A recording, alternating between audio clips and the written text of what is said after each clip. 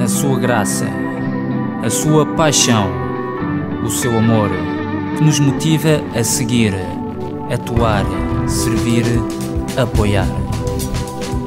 Mexe no nosso interior para viver, amar, alegrar e compartilhar. Esse sangue derramado na cruz do Calvário que nos limpa, nos salva, nos lava. Jesus é o nosso Rei.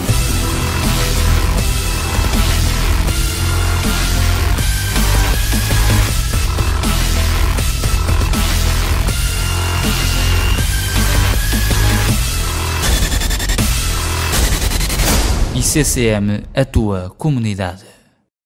Lia um verso na Bíblia. Eu vou ler algumas passagens da Bíblia hoje, de uma versão bíblica que é a Bíblia para Todos, eu recomendo essa versão bíblica, que é da Sociedade Bíblica Portuguesa, mas vou ler da versão Bíblia para Todos uma passagem que é o título da mensagem, por assim dizer, e é: parem um pouco e procurem saber qual é o caminho a seguir.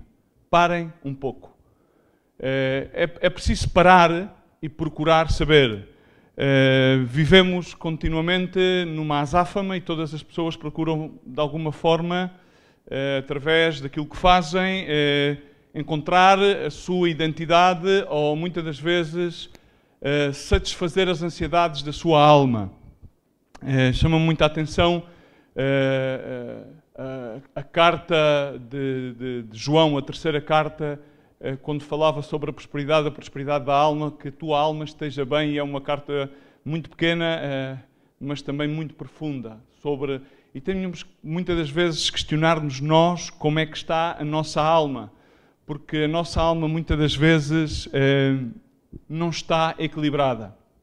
E com este pensamento queria levar-nos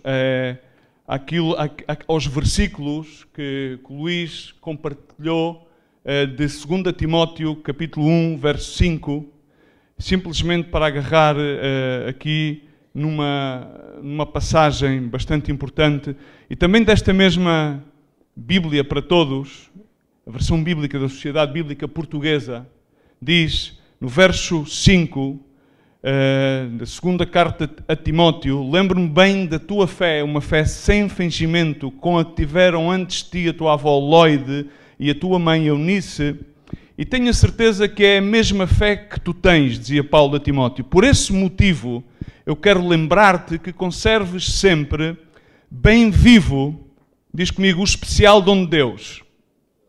O especial dom de Deus. Não é só o dom de Deus, senão o dom de Deus é algo especial para as nossas vidas, que recebeste pela imposição das minhas mãos, pois o Espírito que Deus nos deu, repetem, vamos repetir juntos?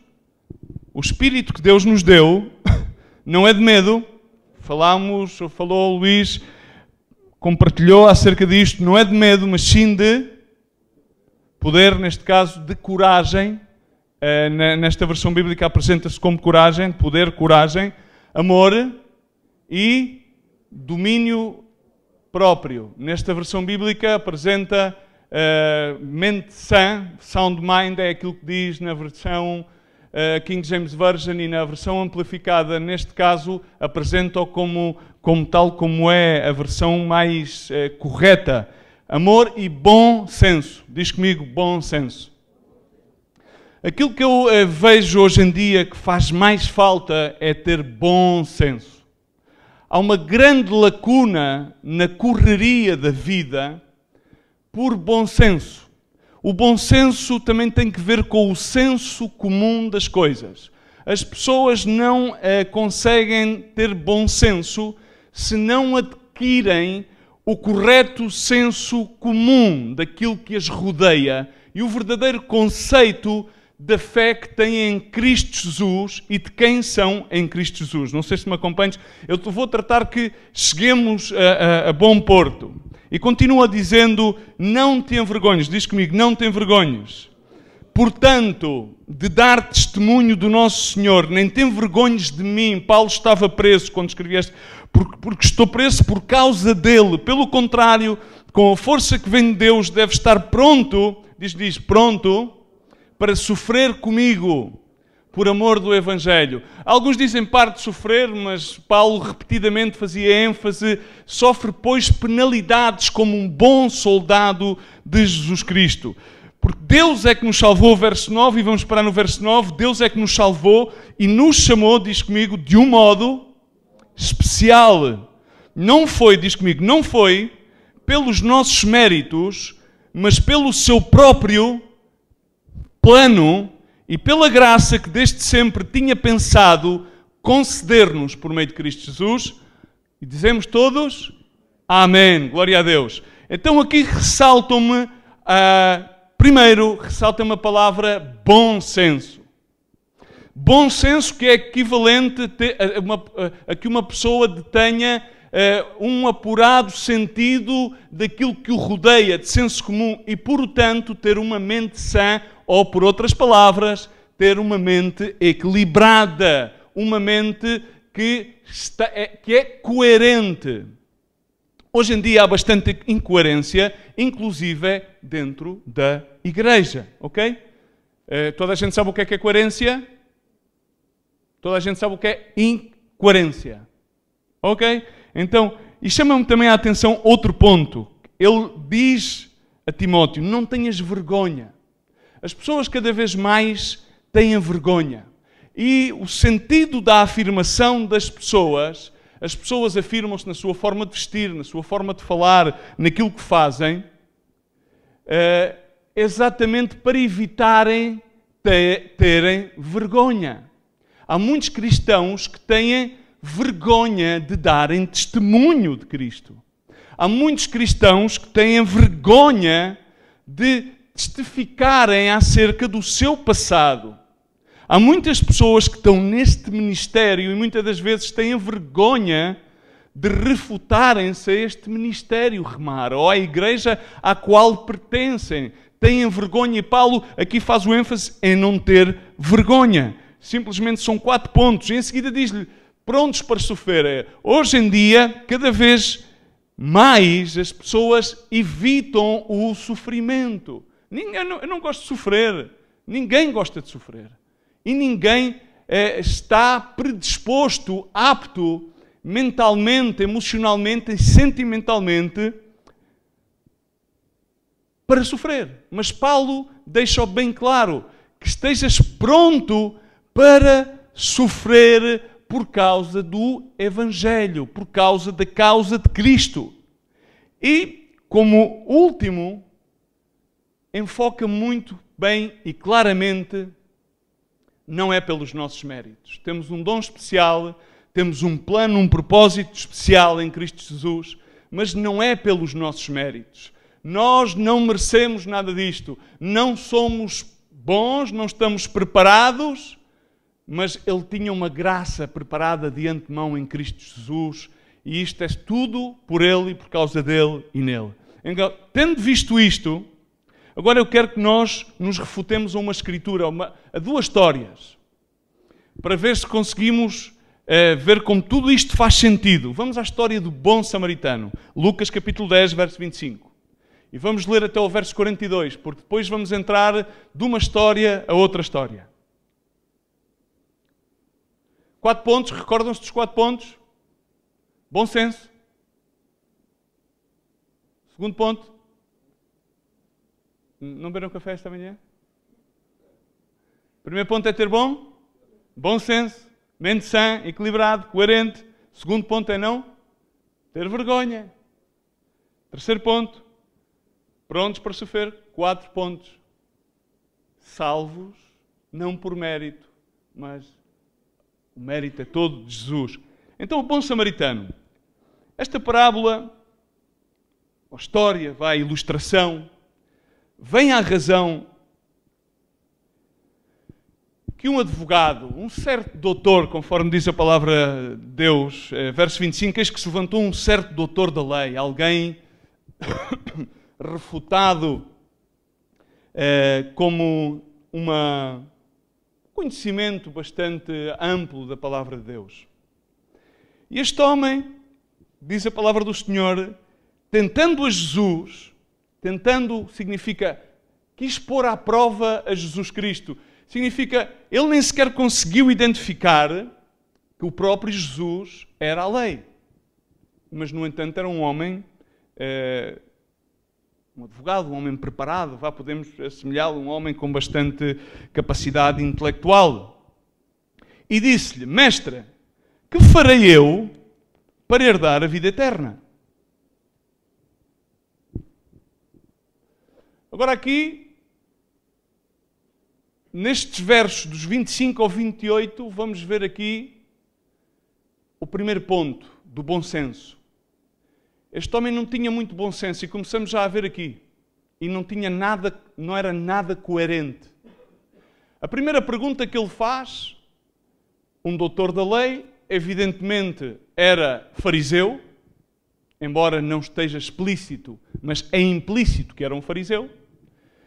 Esta pergunta não podia ser posta desta maneira. Exatamente porque a vida eterna não podia ser por herança. Um filho, és primogênito por herança. Mas a vida eterna somente se alcança por merecê-la. Ele poderia ter dito ter feito a prova que estava a fazê-la a Jesus, mas tinha que ter formulado a pergunta de outra forma. Tinha que ter dito: Senhor, o que farei para merecer a vida eterna? Então aqui já ele começa de um pé totalmente equivocado, com um senso comum totalmente deturpado. Assim muitas pessoas arrancam de um pé equivocado na sua vida, pretendendo muitas vezes saber, mas não sabem, porque não param para procurar saber. Recordemos o título: procurar saber qual é o único caminho. Jeremias, capítulo 6, verso 16 em adiante. Procurar saber, parar para procurar saber. Este homem parou, mas sim para provar a Jesus. Mestre, que farei para herdar a vida eterna? E ele disse-lhe: o que está escrito na lei. Então tu és um doutor da lei, tu és experimentado, tu sabes o que é que diz a lei. Jesus refutou-se sempre à palavra de Deus, refutou-se àquilo que estava escrito, dando-lhe a autoridade à sola Escritura. Somente à Escritura. E em seguida, diz: como lês? Como entendes? Porque a semente que cai à terra é aquela e dá fruto. Recordem-se aquilo que foi compartilhado, como não frutificamos. E como é que frutificamos? Aquele que ouve e entende, a palavra de Deus. Muitos são aqueles que ouvem, param para ouvir, mas não entendem, não frutificam, porque têm uma falsa percepção, um falso entendimento. Têm um entendimento autónomo, à sua própria maneira, das Escrituras. Então, já se afoga por os cuidados da vida, pelos afanes, pelos medos, por aquilo que seja. Mas então a semente já não germina, não dá fruto. Então diz que Jesus Cristo refutou-se primeiramente às Escrituras. E em seguida diz-lhe: então como é que tu a entendes? Como é que tu lês? E ele automaticamente refuta-se às Escrituras de Deuteronômio 6.5, ele conhecia a lei, e de Levítico 19.18, e diz: amarás ao Senhor teu Deus de todo o teu coração, toda a tua alma e todas as tuas forças, e todo o entendimento, e ao teu próximo como a ti mesmo. Ele conhecia as Escrituras. Muitos conhecem as Escrituras. Muitos congregam-se no nome de Jesus Cristo. Muitos são filhos de obreiros, são filhos de pastores. Muitos. Mas a vida eterna não vem por herência. Não heredas a vida eterna. Não heredas a salvação. Não heredas o caminho. Não é suficiente. Não é suficiente com o tempo que levas no ministério. Não heredas a salvação. É necessário que entendas a Escritura. Ele perguntou-lhe: então como é que tu entendes isto? Está bem? O que é que dizes? Mas como é que tu a entendes? Tu lês e agora como é que tu a entendes? Quando ele diz como lês, exatamente qual é o entendimento que tu tens da Escritura. E Jesus Cristo diz-lhe: ok, caro amigo, tu respondestes bem. Respondestes bem, então agora faz isto. E algum de vocês tem a Bíblia? Faz isto? Conhecem a Escritura? O que é que Jesus lhe estava a dizer? Basicamente, era isto. Tu sabes, mas não fazes. Tens uma grande lacuna de bom senso. Há uma ausência de bom senso na tua vida. Há uma ausência de coerência. A tua mente não está equilibrada. Porque tu sabes, mas não consegues pôr em prática. Tu queres mudar de comportamento, mas não queres que seja transformada a tua alma. E muitas pessoas vêm à igreja e muitas pessoas estão aqui porque querem tratar de mudar de comportamento. Querem ser melhores pessoas. Querem comportar-se melhor. Querem ser aceitos. Porque provavelmente, inclusive, têm vergonha da forma como se comportam. Mas têm vergonha, mas não têm bom senso. Não conseguem obter bom senso, porque o bom senso obtém-se através da transformação da alma. Então, a mente sã, a mente equilibrada, alcança-se através do único caminho. Para e procura saber qual é o único caminho. E continua Jesus Cristo, faz isto e viverás. Estava a deixar-lhe implícito que não podia ser em base de esforços pessoais que iria alcançá-lo. Então o que é que ele percebeu automaticamente? Era uma pessoa preparada, ele percebeu automaticamente o que é que Jesus lhe estava a dizer. E então ele, querendo justificar-se no verso 29, assim mesmo disse a Jesus, e quem é o meu próximo? Como para dizer, bom, como é que agora fazemos isto? Como é que nós fazemos isto? E aqui entramos já no parâmetro da vergonha. Aparentemente parecia que tinha vergonha, mas não tinha vergonha nenhuma. Porque ele tratou automaticamente de justificar-se. E assim é muitas pessoas. Muitas pessoas querem justificar-se elas mesmas, podendo simplesmente beneficiar da justificação em Cristo Jesus. E o que é que aconteceu aqui? Aparentemente parecia que ele podia ter algum tipo de vergonha ao ser confrontado com a sua situação pessoal. Mas não. Ele não teve nenhum tipo de vergonha. Então foi o antídoto. Vergonha, mas sem tipo de vergonha. Como a gente diz às vezes para as pessoas, este tipo não tem a mínima vergonha. Como em espanhol diz, tem mais cara que espalda. E incrivelmente hoje em dia, temos os lugares de culto, de reunião, cheios de cristãos, com mais cara que espalda. Não têm a mínima vergonha. Mas, no entanto, têm vergonha de dar testemunho da obra de Deus. Provavelmente porque encontram-se no patamar da incoerência, tal como este homem se encontrava. Sabia, mas não conseguia viver. A transformação da sua alma não tinha ainda acontecido. Ele conhecia a Escritura, mas a Escritura ainda não o tinha transformado a sua alma. Estava na sua mente, mas não tinha transformado o seu coração. Não tinha transformado o seu ser. E aqui encontramos a Escritura do não ter vergonha. Paulo várias vezes falou acerca de não ter vergonha. Em Romanos, quando ele falava acerca da justificação pela fé, ele diz, não tenho vergonha do Evangelho, porque ele é poder de Deus para salvar todos aqueles que creem, primeiramente os judeus e também aqueles que não o são. Poder de salvação. Crer no Evangelho.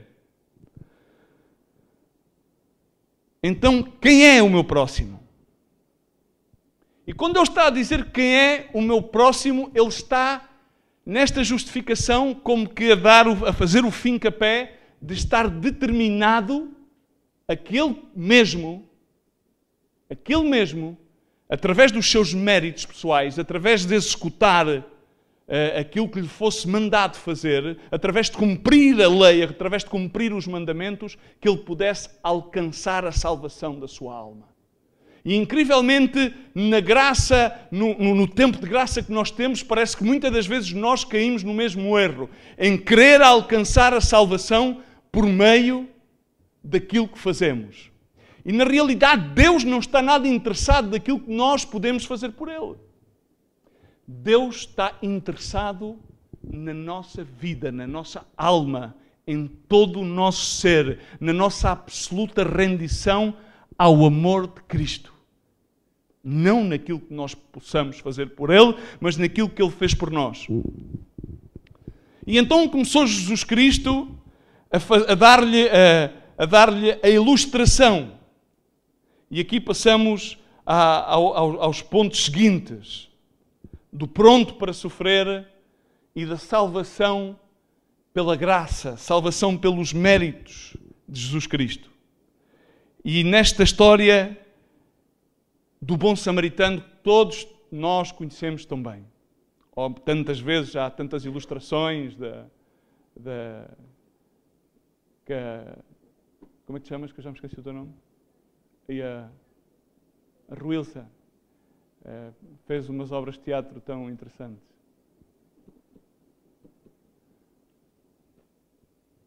E nesta história tão bem ilustradas em tantas obras de teatro e tantas coisas que às vezes nós não conseguimos, na realidade, identificar quem é quem no meio desta ilustração. E Jesus Cristo começa a contar-lhe então uma história. E disse-lhe, um certo homem descia a Jerusalém, Jericó, e caiu nas mãos dos salteadores, os quais despojaram-no e espancaram-no e retiraram-se, deixando-o ali meio morto. E casualmente descia pelo mesmo caminho, diz comigo, um certo pastor, um sacerdote. Era um sacerdote, um pastor. Então ia ao pastor, chique-chique, todo contente, e vendo-o, há versões bíblicas que dizem passando largo, há outras que dizem passou para o outro lado. Ok? Viu a pessoa caída. Agora o que é que tu vais pensando nisto? Quem é que era o homem que foi espancado? Quando Jesus Cristo conta esta história, o que é que ele está a ilustrar acerca do homem? Ok? E quem é que era o samaritano? Ok? O sacerdote está totalmente identificado. Estamos de acordo? E a seguir, quem é que passou? Um levita. Um levita que é descendente da tribo de Levi. Ok? Também está identificado. Significa, tanto o sacerdote como o levita eram, naquela altura, duas pessoas altamente bem posicionadas na hierarquia social judaica. Eram creme de la creme. Ok? Eram pessoas muito bem posicionadas socialmente, de uma linhagem com bastante... respeitavam-nos bastante. Mas o que é que aconteceu? Quer ao sacerdote, quer ao levita. Um passou para o outro lado. E o levita, diz a palavra de Deus, que ainda chegou a vê-lo. As escolas de pensamento diz que ainda chegou, viu, mas, no entanto, seguiu a sua jornada. Mas, no entanto, apareceu quem? Um samaritano. Toda a gente sabe que os samaritanos não tinham uma boa relação com... E o que é que fez o samaritano? O que é que fez? Apanhou... Toda a gente sabe esta história. Ajuda-me que é para ser mais rápido. Vamos. Força. O que é que fez? Ajudou. Agachou-o, tomou-o, pôs sobre a sua cavadora e levou-o, deixou-o no mesão para que... E deixou 2 denários. Que naquela altura, relativamente a isto, diz que aquilo era o salário praticamente de uma jornada inteira de trabalho. Esta pessoa não era uma pessoa muito rica, mas deu aquilo que tinha. Agora a questão aqui é que o sacerdote, o que é que ilustra o sacerdote? Os religiosos, mas bem, sobre todas as coisas, o que é que ilustra? Que sentido? O egoísmo que todos temos. E o que é que ilustra, neste caso, o levita?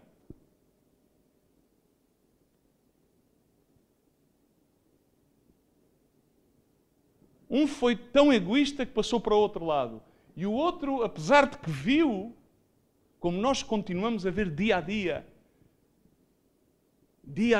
vemos situações de extrema miséria, situações de dor. E o que é que acontece? Vemos, mas parece que cada vez vamos ficando mais indiferentes. O egoísmo e a indiferença que se vai recalcando dentro da religiosidade que se justifica ela mesma, dentro dos rituais religiosos da cultis cultitis, pastor pastorzitis, reverendo reverenditis, do saber, mas incoerentemente não fazer. A falta de equilíbrio da mente sã e a vergonha completa de saber e então a vergonha com a sem vergonha. Paralelamente, vergonha, mas sem vergonha. E a incapacidade de sofrer pelo próximo. No entanto, Paulo dizia a Timóteo, estejas preparado para sofrer pelo Evangelho.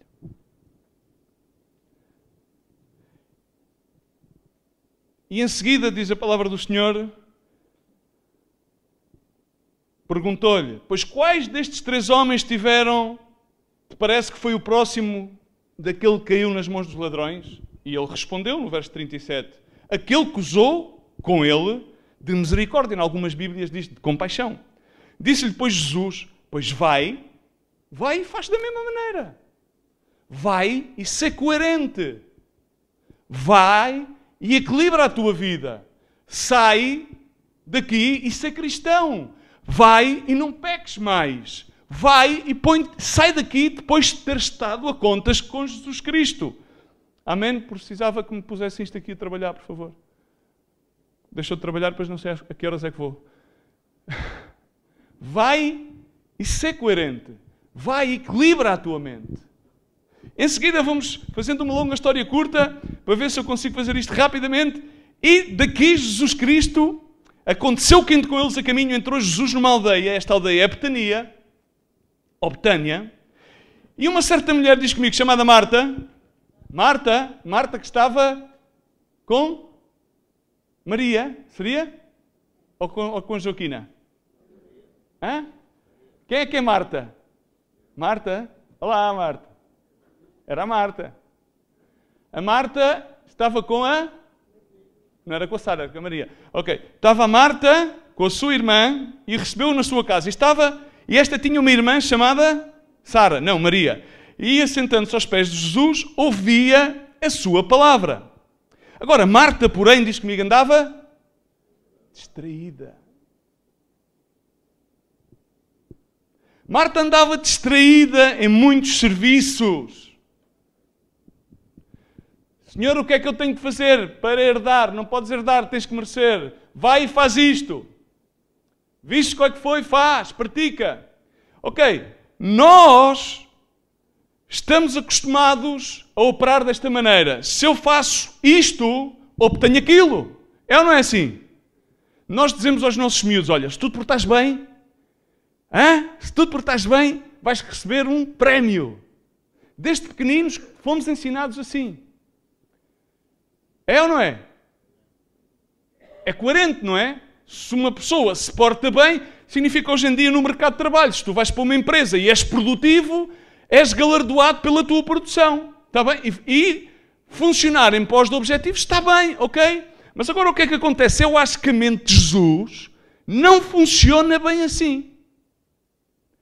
Porque senão o que é que aconteceria? Nós iríamos poder alcançar a salvação pelos nossos próprios méritos. E então não teria feito falta que Deus Pai, Filho e Espírito Santo, que já existiam desde o Gênesis, porque eles estavam a ter uma conversa aos três, quando decidiram criar o homem, estavam os três, Deus Pai, Filho e Espírito Santo, a ter uma amena conversação, a Trindade, quando decidiram criar o homem, nós, à sua imagem e semelhança. Então, o que é que acontece? Provavelmente, definitivamente, segundo o que nos ensinam as Escrituras, segundo o padrão, desde o Antigo Testamento até agora, entendemos e podemos deixar explícito que as obras são importantes, mas são importantes quando elas provêm de fé, porque as obras sem fé são mortas. Mas o fruto principal é o amor. Ok? E o que é que acontece? Muitas das vezes nós fazemos as coisas e andamos muito estressados, tal como a Marta, distraídos em muitos serviços. Estamos aqui? Para tratar de provar a nossa fidelidade a Deus, para tratar de provar a nossa entrega a Deus, e depois chegamos ao pé do Senhor e dizemos: bom Senhor, agora o que é que eu tenho que fazer mais? Para receber o galardão, como é que eu hei de fazer para herdar? E o Senhor, isto da vida eterna não é herdado. Compadre, isto é muito simples, é o quarto ponto, era aquilo que eu estava aqui a dizer, que eu escrevi através do meu servo Paulo a Timóteo. Deus é que nos salvou e chamou-nos de um modo especial. Já nos tinha preparado uma graça em Cristo Jesus. Nós estávamos a ser reconciliados com Ele por meio da cruz. E às vezes parece que nós não enxergamos isto, porque ainda andamos dentro dos primeiros 2, 3 patamares. Não sei se conseguimos adquirir o bom senso, ou a mente sã, ou equilibrada. Ok? Não sei se andamos lá. Não sei se andamos naquele patamar de ainda ter vergonha de anunciar o Evangelho da cruz. Loucura para muitos, mas salvação para todo aquele que nele crê. Não sei se estamos preparados para ter a dunamis, o bautismo do Espírito Santo de Deus, para podermos ser mártires por amor à cruz, sabendo que é grande poder para a salvação estarmos prontos para sofrer por causa daquele que entregou tudo por nós. E não sei se entendemos realmente tudo reside nele, foi feito por ele e para ele. Então o que é que acontece aqui? Estava Marta distraída, aproximando-se e disse: Senhor, mas tu não vês, Senhor? Então, ela foi ainda por cima a falar com Jesus. Jesus, olha lá. Então, mas tu já viste a Maria? Senhor, então a Maria está aí sentada, não faz nada, Senhor. Olha lá para aquela figura. Eu estou aqui a trabalhar, Senhor. Ela está aí sentada aos teus pés, a ouvir-te. Olha lá, como é que é, Então, sou aqui a escrava de serviço, Senhor. Isto assim não dá. Sou sempre eu. E então Jesus diz-lhe: Marta, Marta, estás ansiosa, Marta, estás fatigada com muitas coisas, mas só uma coisa é necessária. E Maria escolheu a boa parte, a qual jamais lhe será retirada. E nós parece... E aqui começa a haver uma dicotomia dentro da nossa mente. Então, mas como é que é? Então agora já temos é que estar sentados, temos é que estar a ouvir ao Senhor, não precisamos de trabalhar, já não precisamos de fazer nada. Isto agora é que vai ser fixe, já não vai haver caminhões, já não vai haver nada disto, amanhã não trabalhamos, amanhã não fazemos nada. Voltamos ao ponto 1. Bom senso. Mente sã, equilibrada, equilíbrio. Mas temos que ir ao fulcral. E agora, posso embrulhar isto? Posso fazer um embrulhozinho agora para terminar? Ok? Posso fazer um embrulho? Posso terminar? 5 minutinhos para terminar, ok? Vou em 32, com 5 minutos eu fecho isto tudo. Parábola do bom samaritano. Quem era o samaritano? Vou só ler um versículo. Toda a gente conhece este versículo. Efésios 2, 8. Quem é que conhece este versículo de memória para beber um pinho de água? Quem é? O que é que diz Efésios 2, 8? Porque é pela... Efésios 2, 8. Bota aí. Quem é que ler para eu beber água?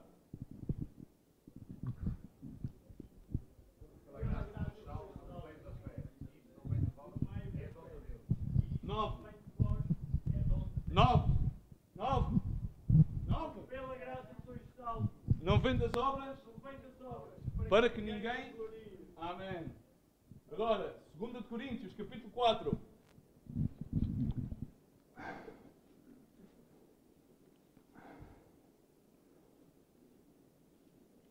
Versos 6 e 7. 2 de Coríntios, capítulo 4, por favor, versos 6 e 7.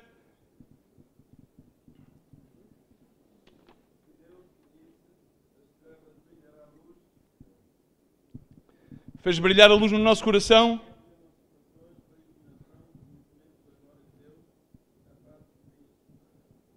Mas, 7.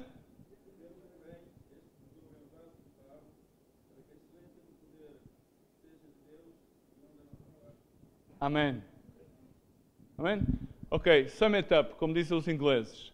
2 versículos, 4º ponto, e agora embrulhamos aqui isto para entendermos e vamos ver. Jesus, diz a Marta, com uma voz de amor, com uma voz compassiva. Marta, Marta, estás ansiosa, estás trabalhada. Se Maria escolheu a boa parte, aquela que não lhe será tirada. A palavra de Deus ensina para que nós guardemos tesouro nos céus, onde não possamos ser, não vai guardar, não vai ter pó, não vamos ser roubados, porque se fazemos tesouros aqui na terra, e onde está o nosso tesouro, está o nosso coração. 35 minutes to go. Então vamos lá ver aqui se a gente fazemos um exercício mental. Quem é o samaritano?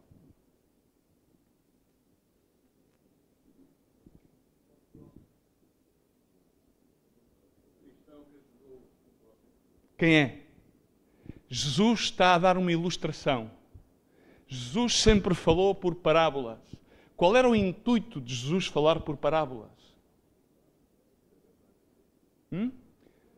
Não só de fazer pensar. Não só de fazer pensar. Jesus queria que realmente escoar, ver quem eram aqueles que tinham realmente o interesse de o seguir. Haviam multidões, e as multidões queriam a Jesus mais que nada por aquilo que Jesus podia lhes dar, obter a sanidade, os milagres, do que realmente por outra coisa. E então, através das parábolas, aí fazia-se o filtro social da coisa. Não porque fosse uma elite, que ele procurasse uma elite, mas basicamente por isso. Jesus aqui fala acerca de um samaritano. E o que é que ilustra o samaritano?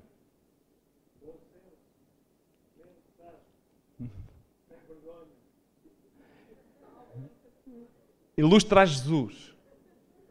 Jesus, o samaritano, ilustra a Jesus.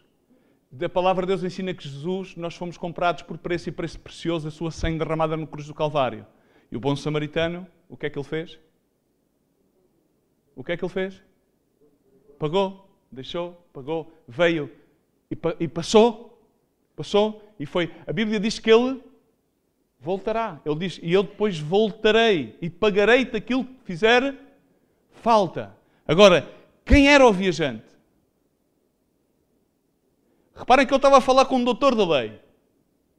E Jesus estava a ilustrar. E ele segue, ou seja, a história do samaritano encompassa logo em seguida que ele dirige-se a Betânia e dirige-se à casa de Marta e Maria. E tudo isto tem um seguimento e tem um ensino. E quando ele vem à casa de Marta e Maria e diz, ok, Maria escolheu a boa parte, está-nos a apontar para a história de trás. E qual é que é a boa parte em tudo? Qual é que é a boa parte da nossa vida? Onde é que nós vamos buscar o bom senso? Onde é que nós vamos buscar o equilíbrio? Onde é que nós vamos buscar a capacidade para poder sofrer? Onde é que nós vamos buscar a capacidade para não termos vergonha do Evangelho? E quem é que é o viajante? Se o samaritano é Jesus,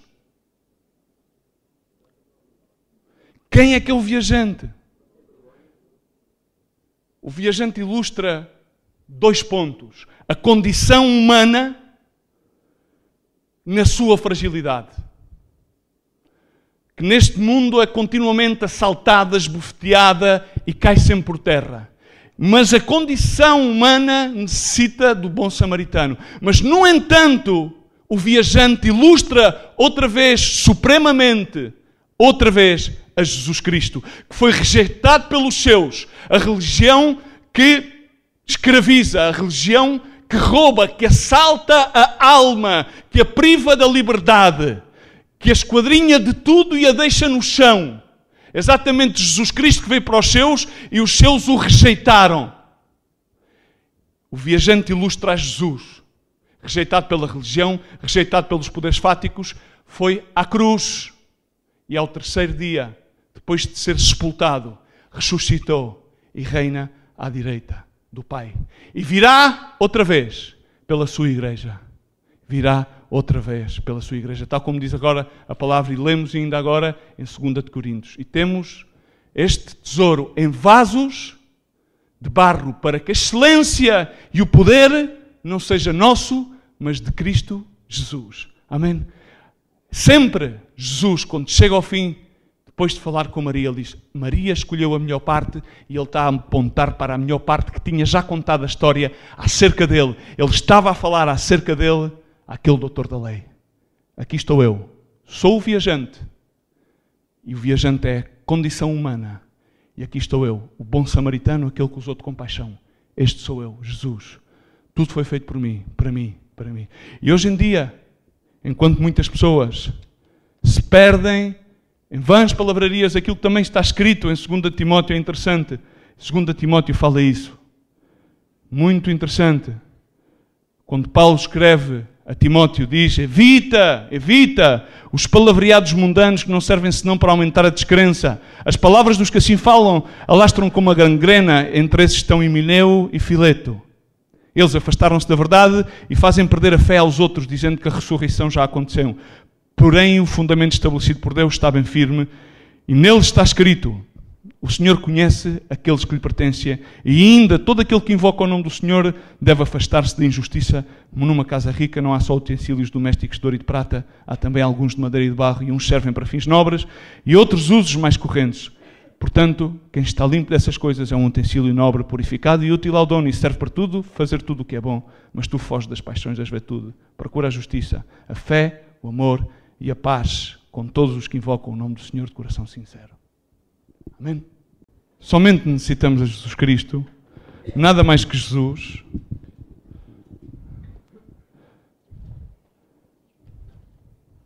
Precisamos de uma mente sã. Onde é que a vamos encontrar? Em Jesus. Precisamos de perder a vergonha. Onde é que a vamos conseguir? Em Jesus. Precisamos sair de dogmas e de demagogia. Como é que o vamos fazer? Em Jesus. Todas as ilustrações ilustram a Jesus. Jesus sempre falou acerca dele.